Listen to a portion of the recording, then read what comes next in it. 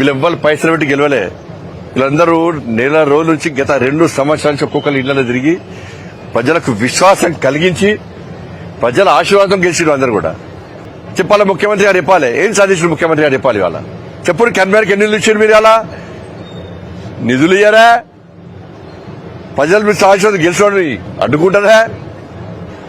మీరు కలవలేదు, మాకు సంబంధం లేదని చెప్పండి, నేను ప్రూవ్ చేస్తాను. కానీ తెలంగాణ రాష్ట్రంలో ప్రత్యామ్నాయం భారతీయ జనతా పార్టీ.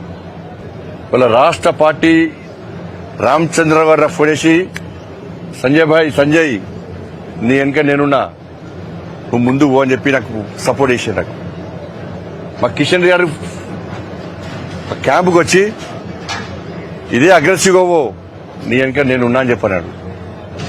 డాక్టర్ లక్ష్మణ్ గారు ఫోన్ చేసి దూకుడు పెంచు, నువ్వు నీ వెనక రాష్ట్ర పార్టీ ఉందని చెప్పన్నారు. మన నితిన్ నవీన్ గారు ఫోన్ చేసి ప్రజాస్వామ్యబద్దంగా మన ఎన్నికలు గెలవాలి, ప్రజల తీర్పు కోరండి, మీరు మీకన్నగా జాతీయ పార్టీ ఉందని చెప్పి మా జాతీయ అధ్యక్షులు నితిన్ నవీన్ గారు ఫోన్ చేసి ఎప్పటికప్పుడు సమాచారం సేకరిస్తూ మాకు విశ్వాసం కల్పిస్తూ మాకు ధైర్యం చెప్తూ మనం ప్రోత్సహించే ప్రయత్నం చేసిన మా జాతీయ అధ్యక్షులు నితిన్ నవీన్ గారు.